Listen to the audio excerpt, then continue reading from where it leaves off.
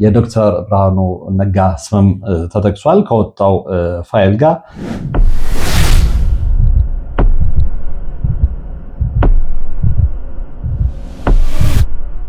ይሄ በተለይ ለኢትዮጵያኖች እጅግ አስደንጋጭ ብቻ ሳይሆን በጣም አነጋጋሪና አስደናቂ መረጃ እንደሚሆንም ሰውየው ምን ያህል ዓለም አቀፍ ተጽዕኖ ፈጣሪ እንደሆነ በዚህ ማወቅ ይቻላል። ሰዎቹ ምን ያህል ከእያንዳንዱ ሀገር ጀርባ እጃቸው ረጅም እንደሆነ መገንዘብ ያን ያህል አዳጋች አይሆንም። ሰላም ጤና ይስጥልን። በሀገር ውስጥና በመላው ዓለም ትገኙ ወደ ቻናሌ ተከታታዮች ይኸው ዛሬም በእግዚአብሔር መልካም ፍቃድ ተገናኝተናል። የምንገኘው በአማራጭ ቻናላችን ወርቅ አፈራ 2 ላይ ነው። እጅግ በጣም አስገራሚ የሆነ መረጃ ይፋ ሆኗል።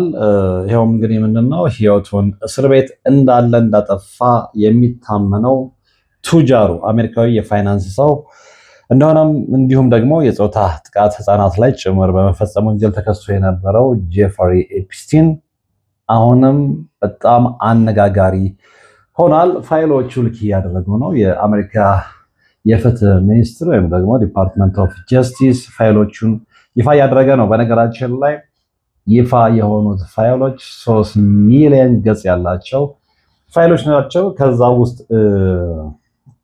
እንግዲህ የተወሰነው ነው የወጣው።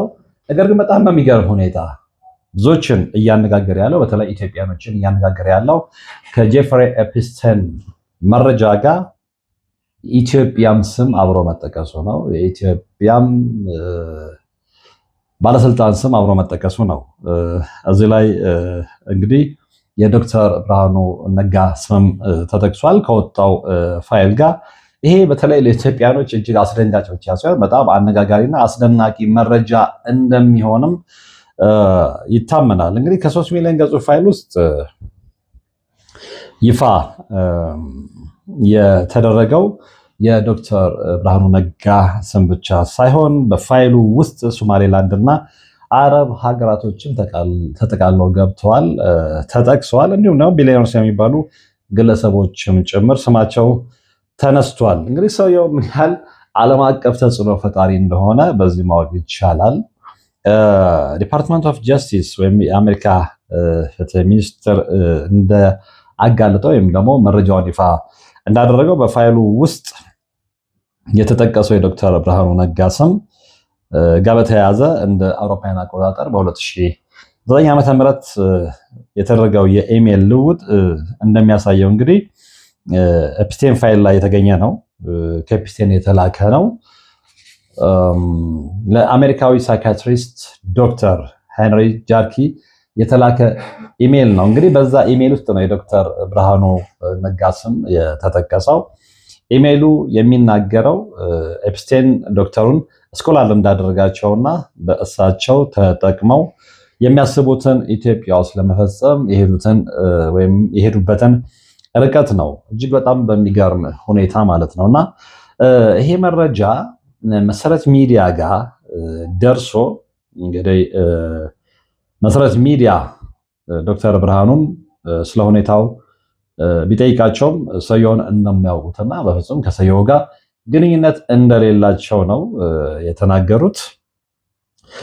በነገራችን ላይ ዶክተር ሄንሪ ጃርኪ እንደ ኤፕስቲን ሁሉ የራሱ የሆነ ፕራይቬት አይላንድ ወይም ደግሞ የግል ደሴት ያለው ግለሰብ ነውና የአመፃ ልጁ ኤፕስቲን ሴቶችን ከደፈራቸው ወይም አቢዩዝ ካደረጋቸው በኋላ እንግዲህ እዚህ ዶክተር ጋር ነው የሚልካቸው። ሰውየው የስነ ልቦና ባለሙያ ነው። ሲልካቸው ምንድነው የሚላቸው? በቃ ድብርታቸውን፣ ስትረሳቸውን ያራግፍላቸዋል። በጣም የታወቀ ስመጥር የስነ ልቦና ባለሙያ ነው ብሎ ነው የሚልካቸው። ነገር ግን ይህም ግለሰብ እንደሱ የአመፃ ልጅ ስለሆነ የዝሙት መንፈስ የሰፈነበት ስለሆነ እንኳን ድብርታቸውና ስትረሳቸውን ሊያራግፍላቸው ይቅርና እንደገና ደግሞ ልክ እንደ ኤፕስቲን እሱም ይጫወትባቸው እንደነበሩ እንግዲህ ሰነዶች ያመለክታሉና እነዚህ ሰዎች ናቸው እንግዲህ ስለ ዶክተር ብርሃኑ ሲነጋገሩ የነበሩት ማለት ነው። በኢሜል መልእክታቸው ላይ ስክሪኑ ላይ እንደምትመለከቱት ማለት ነው። ምን ያህል እንግዲህ ተጽዕኖ ፈጣሪዎች እንደሆኑ ማወቅ ይቻላል። እና ምንድነው ኢሜል ፔጁ ላይ የተጠቀሰው የሚለውን ያው ስክሪኑ ላይ እንደምትመለከቱት ነው። በይፋ የተቀመጠ ነገር አለ። እንግዲህ ያ ሊክ ካደረጉት መረጃዎች መካከል አንደኛው ነው። የኢሜል መልእክቱ እንግዲህ ጄፍሪ ኤፕስቲን ይላል። የጂሜል አድራሻው አለ። ቱስዴይ ኤፕሪል 28 2009 4:38 ፒኤም ይላል። እንግዲህ ቱ ዶክተር ሄንሪ ጃርኪ ሳብጀክት ይልና ሪፈረንስ አለ።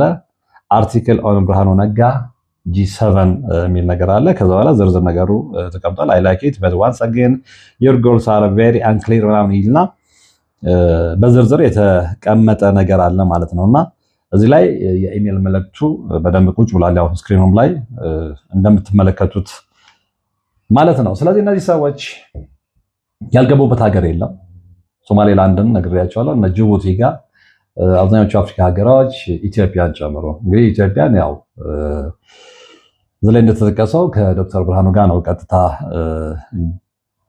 እሳቸውን በተመለከተ ነው ንግግር አድርገው የነበሩት። በእሳቸው በኩል እንግዲህ ኢትዮጵያ ውስጥ ሊያስፈጽሙት የፈለጉት ዓላማ ነበረ ማለት ነው እና ይሄንን ስትመለከቱ ሰዎቹ ምን ያህል ከእያንዳንዱ ሀገር ጀርባ እጃቸው ረጅም እንደሆነ መገንዘብ ያን ያህል አዳጋች አይሆንም። ከዛ ውጭ እንግዲህ እነዚህ ሰዎች ሌላስ ከነማ ጋር ተገናኙ የሚለውንም ነገር መመልከቱ የተጽዕኖ ፈጣሪነታቸውን ክብደት የበለጠ ያገዝፈዋል ብዬ አምናለሁ እና ሰውየው ቀላል ሰው አልነበረም። በጣም ተጽዕኖ ፈጣሪ የሆነ ከእያንዳንዱ ትልልቅ ሀገራት ባለስልጣናት ጀርባም የነበረ ሰው ነው እና እንግዲህ ከዚህ ጋር በተያያዘ ቅድምም በመግቢያ ላይ እንደተጠቀስኩት የአሜሪካ ፍትህ ሚኒስቴር ወይም ደግሞ ጀስቲስ ዲፓርትመንቱ ከሟቹ የወሲብ ጥቃት ወንጀለኛ ኤፕስቲን ጋር የተያዙ በሚሊዮን የሚቆጠሩ ፋይሎችን ነው ይፋ ያደረገው። ከዚህ ውስጥ እንግዲህ 3 ሚሊዮን ገጽ ያለው ፋይል እንግዲህ ገምቱት። ከዛ ውስጥ እንግዲህ 180,000 ፎቶዎች እና 2,000 ቪዲዮዎች ናቸው ዓርብ ዕለት የተለቀቁት ማለት ነው። እንግዲህ ሌሎቹ ቀስ በቀስ ይለቀቃሉ ማለት ነው። ሲለቀቁ የእነማን ስም ይጠቀሳል፣ ከነማ ጋር የኢሜል መልእክት ነበር የሚለውን አብረን የምንመለከተው ነው የሚሆነው። እንግዲህ መዛግብቱ ጄፍሪ ኤፕስቲን እስር ቤት ላይ በነበረበት ሰዓት ስነልቦናዊ ሁኔታውና ከሱ ጋር በመተባበር ለቅመ ሔዋን ያልደረሱ ሴቶችን ታጓጉዝ የነበረችን ግሌግ ማክስዌልን የምርመራ ውጤቶች የያዙ እንደሆነም ተገልጿል። ኤፕስቲን ስማቸው ከገዘፈ ሰዎች ጋር ያደረጋቸው የኢሜል ልውጦችም ይፋ መደረጋቸው ነው የታወቀው። አብዛኛዎቹ ኢሜሎች ከ10 ዓመት በፊት የጻፉ ሲሆን ክስ ቀርቦበት ሳለ የተለዋወጣቸው ናቸው ነው የተባለው። ኤፕስቲን በአውሮፓውያኑ 2008 ፍሎሪዳ ውስጥ ተፈርዶበት እስር ቤት ሳለ ነሐሴ 2019 መሞቱ ይታወቃል። ያው ራሱን አጥፍቷል ነው ቢሉት አንዳንድ መረጃዎች፣ አንዳንዶቹ ደግሞ ያንን የማይቀበሉ አሉ። ዞሮ ዞሮ ግን ይሄ ሰውዬ ነሐሴ 2019 ዓ.ም ከዚህ ዓለም በሞት ተለይቷል ማለት ነው። የሆነ ሶነና እንግዲህ በመግቢያችን ላይ እንደተናገርነው ኢትዮጵያም በዛ ውስጥ ተጨርፋን ያለፈችው ብለናል።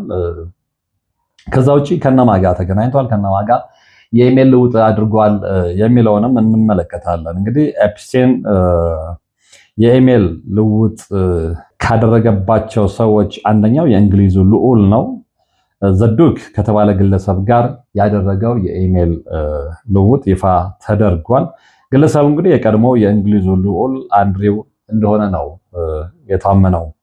ሁለቱ ግለሰቦች በበኪንግሃም ቤተመንግስት ሚስጥራዊ በሆነ ሁኔታ እራት እንደበሉ የኢሜል ልውጣቸው ያሳያል፣ ይፋ ተደርጓል።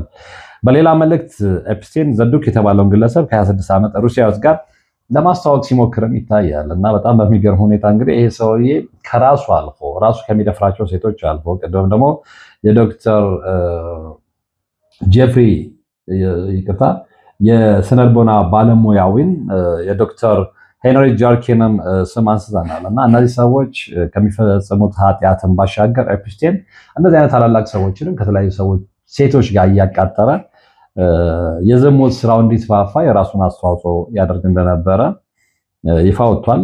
በመረጃው እንግዲህ ግለሰቦቹ መልእክት የተላላኩት በአውሮፓውያኑ 2010 ዓመተ ምህረት ሲሆን ይህም ኤፕስቲን 18 ዓመት ያልሞላትን ታዳጊ ለወሲብ ማታለሉን ካመነ ከ2 ዓመት በኋላ ማለት ነው። ኤፕስቲን በወቅቱ በቁም እስር ላይ እንደነበረ የሚታወስ ነው። ከኤፕስቲን ጋር ባለው ግንኙነት ምክንያት እንግዲህ የልዑልነት ማዕረጉን የተነጠቀው አንድሪው አንዲት ሴት መሬት ላይ ተኝታ እሱ ተንበርክኮ ሲመለከታት የሚያሳይ ፎቶም ተለቋል። ይፋ ከወጡት መረጃዎች መካከል ማለት ነው። የኢሜል ልውጦቹ በወንጀል ሊያስከስሱ የሚችሉ አይደሉም ተብሏል።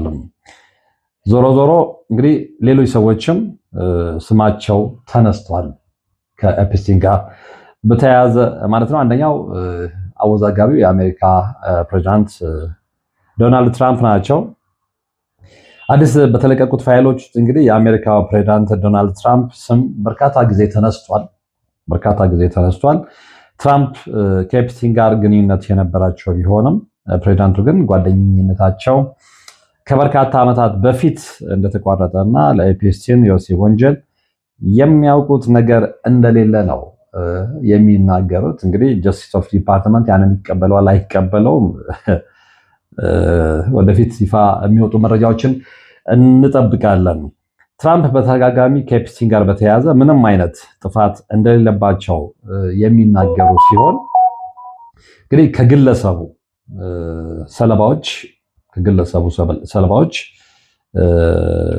መካከል ወይም ደግሞ ጋር በተያያዘ እስካሁን ክስ አልቀረበባቸውም እንዳልቀረበባቸው ነው የተነገረው። እንግዲህ በቅርቡ የተለቀቁትን ፋይሎች በተመለከተ ዋይት ሃውስ እና የፍትህ ሚኒስቴር ጥያቄ ቀርቦላቸው ነበረ። እንግዲህ አንዳንዶቹ ሰነዶች ፕሬዚዳንት ትራምፕ ላይ እውነተኛ ያልሆኑ ወቀሳዎች የያዙ ናቸው። እነዚህ ወቀሳዎች ከ2020 ምርጫ በፊት ለኤፍቢአይ ምርመራ ቀርበዋል ሲል የፍትህ ሚኒስትር ምላሽ ሰጥቶበታል። እንግዲህ ግልጽ ለመሆን እነዚህ ወቀሳዎች መሰረት የሌላቸውና ሐሰተኛ ናቸው፣ ቅንጣት ያክል ታማኝነት ቢኖራቸው ኖሮ ትራምፕ ላይ ይነጣጠሩ ነበር ሲል ነው በመግለጫው ያሳወቀው። ሌላው እንግዲህ ከኤፕስቲን ጋር በተያያዘ ስሙ የተነሳው የዓለማችን ቱጃር ቁጥር 1 ቱጃሩ ኤለን መስክ ነው። ባለፈው አርብ የተለቀቁት ሰነዶች ኤፕስቲን እና የዓለማችን ቁጥር 1 ቱጃሩ ኤለን መስክ ያደርጓቸውን የኢሜል ልውጦችም ይዟል እና ይህ ሰው እንደነገርኳችሁ እንግዲህ 3 ሚሊዮን ገጽ የቅሌት ፋይል ነው ይፋ የሆነበት። ያልተነካካ ሰው ያልተነካካ ባለስልጣን የለም። ከአሜሪካ እስከ ኢትዮጵያ እንግዲህ ከአሜሪካ እስከ ሶማሌላንድ ከአሜሪካ እስከ አረብ ሀገራት ድረስ ማለት ነው። ከኤፕስቲን ጋር በተያያዘ እንግዲህ ምንም አይነት ክስ ያልቀረበበት መስክ ከዚህ ቀደም ኤፕስቲን ወደ ደሴቱ መጥቶ እንዲጎበኘው ቢጠይቀውን ይህን እንዳልተቀበለ ነው የሚናገረው። አሁን ከተለቀቁት ኢሜሎች ወይም ደግሞ አሁን የተለቀቁት ኢሜሎች እንደሚያሳዩት መስክ ከአንድ ጊዜ በላይ የኤፕስቲን ደሴትን ለመጎብኘት ጥያቄ አቅርቧል። በአውሮፓውያኑ 2012 ኤለን መስክ ለኤፕስቲን በላከው መልእክት የትኛው ቀን ምሽት ነው የቀለጠው ፓርቲ የሚካሄደው ሲል መጠየቁም ተጠቅሷል። በሌላ 2012 በተላከ የኢሜል መልእክት ደግሞ ኤፕስቲን በሄሊኮፕተር ምን ያህል ሰዎች ወደ ደሴቱ እንደሚመጡ ሲጠይቅ መስክ እሱና በወቅቱ ሚስቱ የነበረችው ታሉላ ራይሊ ብቻ እንደሚመጡ የመለሰበት መረጃ ይፋ ሆኗል። በ2012 በገና በዓል ቀን የተላከ መልእክት መስክ ፈታ ማለት ፈልጋለሁ በማለት ኤፕስቲን ፓርቲ አዘጋጅቶ እንደሆነ ይጠይቀዋል። በ2013 የተላኩ ሌሎች ኢሜሎች ላይም መስክና ኤፕስቲን ወደ ደሴቱ ስለሚደረጉ ጉዞዎች ያወራሉ። ኤለን መስክ ወደ ኤፕስቲን ደሴት ተጉዞ እንደሆነ የሚያሳዩ ማስረጃዎች ግን የሉም። እንግዲህ ጀስቲስ ኦፍ ዲፓርትመንት ወይም ደግሞ ዲኦዲ ዲፓርትመንት ኦፍ ጀስቲስ ወይም ዲኦጄ እንደገለጸው ማለት ነው። መስክ ቅዳሜ እንግዲህ በኤክስ ገጹ ከኤፕስቲን ጋር የተደረጉ የኢሜል ልውጦች እንደወጡ አውቃለሁ፣ በክፉ ተተርጉመው ስሜን ለማጥፋት ጥቅም ላይ ሊውሉ ይችላሉ ሲል ጽፏል። እኔ እሱ አያሳስበኝም። የሚያሳስበኝ ከኤፕስቲን ጋር በመሆን ከባድ ወንጀል የፈጸሙ ሰዎች ለፍርድ አለመቅረባቸው ነው። በተለይ ለአቅመ ሔዋን ያልደረሱ ሴቶችን የበዘበዙ ሰዎች ሲልም አክሎበታል ኤለን መስክ። ሌላው እንግዲህ ከኤፕስቲን ጋር ስሙ የተነሳው እና ወቀሳ የቀረበበት የዓለማችን ሌላው ቱጃር ቢል ጌትስ ነው። የቢል ጌትስ ቃል አቀባይ በቅርቡ የተለቀቁት የኤፕስቲን ፋይሎች ያወጡትን ወቀሳዎች አጣጥለዋል። ቃል አቀባዩ ጌትስ በወሲብ የሚተላለፍ በሽታ ይዞታል የሚሉና ሌሎች ወቀሳዎችን ፍጹም ውሃ የማያነሱና ሐሰተኛ ናቸው ሲሉ ነው የተናገሩት። በ2013 በኤፕስቲን የረቀቁ ኢሜሎች ከራሱ ወደ ራሱ የተላኩ ሲሆኑ ከጌትስ ጋር የተያዘ ኢሜል አድራሻ አይታይባቸውም። አንደኛው ኢሜል ከቢል እና ሚሊንዳ ጌትስ ፋውንዴሽን የመልቀቂያ ደብዳቤ ሲሆን ለጌትስ ከሩሲያውያን ሴቶች ጋር በተደረገ ወሲብ ምክንያት ለመጣ በሽታ መድኃኒትን የተመለከተ አንቀጽ ይዟል። ይሄ በጣም ብዙዎችን አነጋግሯል። እንግዲህ የዓለማችን ሀብታሞችም ባለስልጣናትም በምን አይነት ነገር ውስጥ እየተነጋኩ እንደሆነ እየወጡ ያሉ ያፈተልኩ ያሉ ፋይሎች ምስክር ናቸው። ሌላኛው ኢሜል ደግሞ እንግዲህ ውድ ቢል ብሎ ጀምሮ ከጌትስ ጋር የነበረው ጓደኝነት ስለመቋጨቱና ጌትስ በወሲብ የሚተላለፍ በሽታ ከቀድሞ ሚስቱ ሜሊንዳ ጭምር ለመደበቅ መሞከሩን ይናገራል። የጌትስ ቃል አቀባይ ለቢቢሲ በሰጡት ምላሽ እነዚህ ወቀሳዎች ሐሰተኝነቱ ከተመሰከረለት ግለሰብ የመጡ ውሃ የማያነሱ እና ፍጹም ሐሰተኛ የሆኑ ናቸው ሲሉ ነው የተናገሩት። ኤፕስቲን ከሌሎች ታዋቂ ግለሰቦች ጋር ያደረጋቸው የኢሜል ልውውጦች እንግዲህ ይፋ የተደረጉ ሲሆን ተጨማሪ ፋይሎች ስለመኖራቸው ግልጽ አይደለም።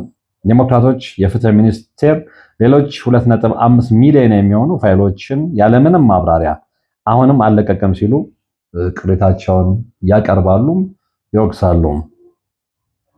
ብዙዎች የፍትህ ሚኒስቴር ሀብታም እና እጃቸው ረጅም የሆኑ ሰዎችን ስም ለመጠበቅ ሲባል አሁንም ያልተለቀቁ ሰነዶች አሉ ሲሉ ነው እየተከራከሩ ያሉት። እንግዲህ ምናልባት ብዙዎቻችሁ የምታስታውሱ ከሆነ ታህሳስ ወር 2025 ላይ ኤፕስቲንን በተመለከተ የወጡ መረጃዎች ነበሩ።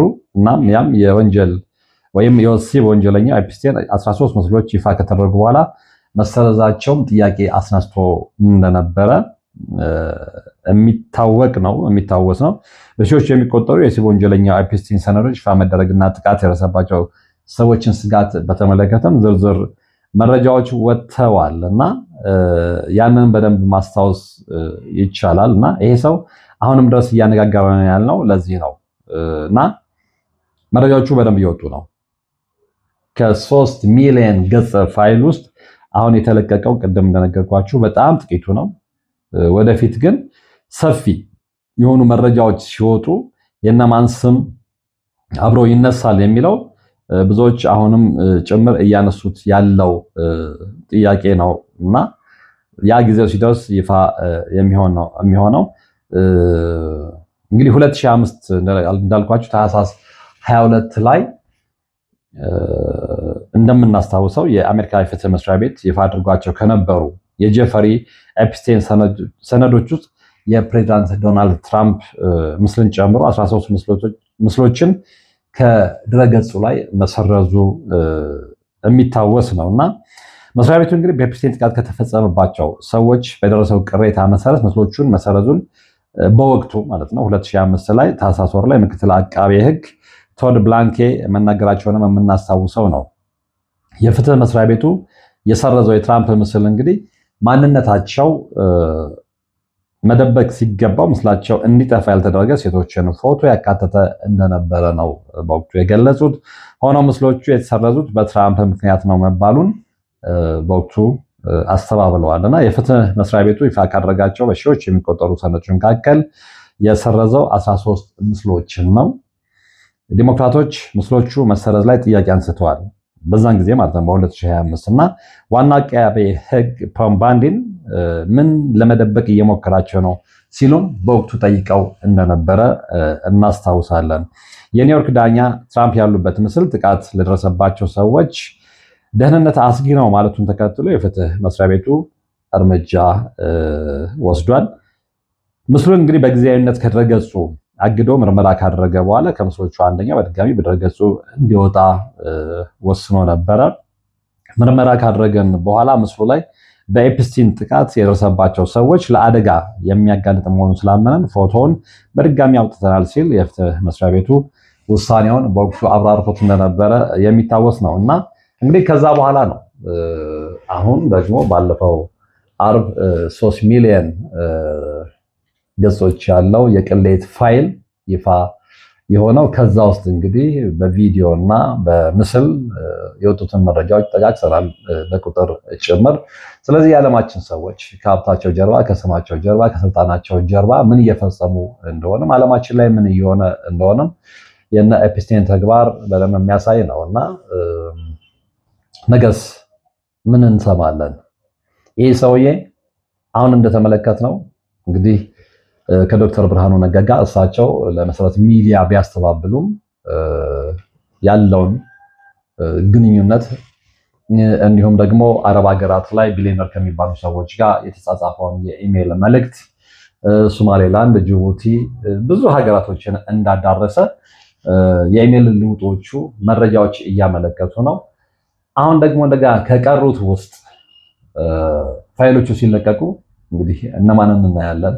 የዛን ጊዜ የኢትዮጵያ ሰዎችም እዛ ፋይሎች ይከተታሉ የሚለው ነገር ከአሁኑ የብዙዎች ስጋት ሆኗል ማለት ነው እና የኤፕስቲን ነገር አሁንም አልተቋጨም። አሁንም የተለያዩ መረጃዎች እየወጡ ነው። ያን ሰብሰብ አድርገን ደግሞ እንዳስፈላጊነቱ የምንመለስበት ይሆናል። አሁን ግን ወደ እናንተ ማድረስ የፈለግነው ወቅታዊው መረጃ የተከታተላችሁት ነበረ። ስለነበረን ቆይታ እናመሰግናለሁ። በቀጣዩ ሌላ መረጃ እንገናኛለን። እስከዛው ግን ያላችሁበት ሰላም